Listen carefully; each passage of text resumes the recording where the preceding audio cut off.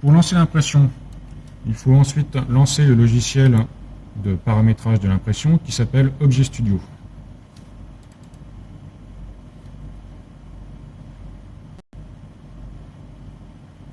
Attention, ce logiciel ne fonctionne correctement que si l'imprimante 3D est bien allumée. Une fois que c'est fait, vous devez commencer par importer votre modèle STL. Donc vous allez cliquer sur Insert Model. Vous choisissez dans le répertoire où il est enregistré votre fichier.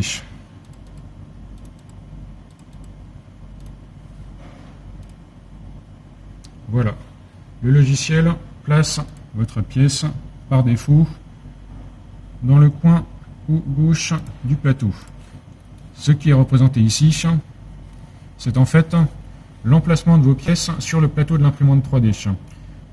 Vous avez ici ce qui est marqué d'ailleurs côté gauche, côté avant. Vous voyez ici, vous pouvez modifier l'affichage comme vous le souhaitez. Vous avez les icônes qui vous permettent ici de vous placer en vue de dessus, vue de gauche, etc. En fait, ça ressemble beaucoup à un affichage sur SolidWorks.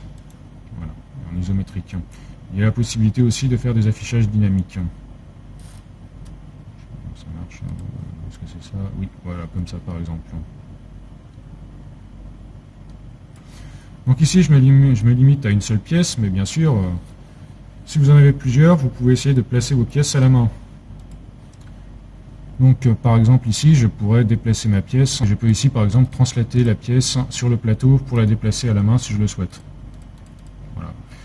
Alors je vais aussi du coup sélectionner le plateau, pas le plateau, le bouchon. Tout capuchon, voilà. Ok. Donc pour vérifier que ça s'est correctement placé, vous avez des options qui vous permettent de placer correctement vos pièces. Donc pour vous montrer comment ça marche, je vais ici commencer par déplacer la pièce un peu au hasard. Voilà, je mets celle-ci au milieu. Évidemment, c'est pas du tout optimisé. L'imprimante 3D, lorsqu'elle imprime, elle dépose la matière par bande, qui correspondent à 1/3 du plateau. Ça correspond en fait à ces 3 bandes que vous avez ici, qui sont représentées à l'écran. Donc si vous souhaitez optimiser l'impression, l'idéal c'est de placer toutes vos pièces sur une seule bande, ou alors si ça dépasse sur les 2 premières bandes, et évidemment si vous avez une très grosse pièce ou si vous voulez imprimer beaucoup de pièces en même temps, vous allez les placer sur les 3 bandes. Mais évidemment quand vous passez de 1 bande à 2 bandes, en gros vous multipliez le temps d'impression par 2, puisque à chaque couche, la tête d'impression va devoir faire 2 passages au lieu d'un seul. Donc pour optimiser le placement, vous avez la possibilité ici, parmi les icônes, de faire Automatic Placement. Et dans ce cas-là, le logiciel va essayer de calculer le meilleur placement pour vos pièces. C'est-à-dire les placer de préférence sur la première bande, celle au fond, plutôt à gauche, en commençant par les pièces les plus épaisses devant et les pièces les plus fines derrière.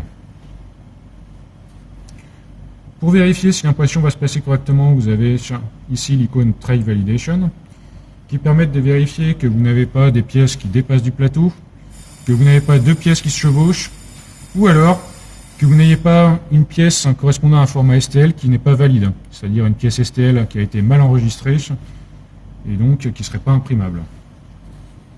Vous avez également cette icône qui s'appelle Estimate qui vous donnera des informations sur la quantité de matière qui va être nécessaire ainsi que sur le temps. Donc l'affichage de résultats est ici en bas. Vous avez les informations, Model Consumption, donc ça c'est la quantité de matière pour créer la pièce, 9 grammes. Le Support Consumption, donc le matériau d'enrobage, ici 8 grammes, donc qui va venir se placer autour de la pièce et également dans les trous. Ici, sachant que c'est une clé USB, dans le trou pour faire passer l'électronique de la clé USB. Et vous avez le temps d'impression, qui est une estimation ici d'1h05.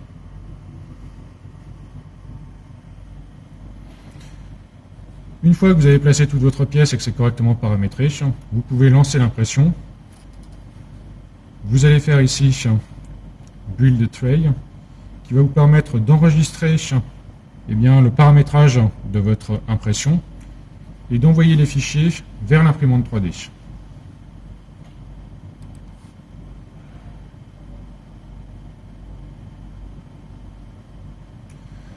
Donc vous sélectionnez aussi le nom que vous voulez donner à votre impression. Ici je mets par exemple clé USB. Oups. Et j'enregistre. Par défaut, lorsque vous enregistrez, vous allez retrouver ici, avec le fichier correspondant à l'enregistrement, un fichier image qui va vous donner un aperçu de votre plateau. Donc vous voyez ici les deux pièces, une capture d'écran avec les deux pièces que nous imprimons. Lorsque le logiciel a fini son enregistrement, il se ferme et par défaut, il vous ouvre un autre logiciel qui s'appelle le Job Manager qui va gérer l'impression et l'envoi des données vers l'imprimante 3D.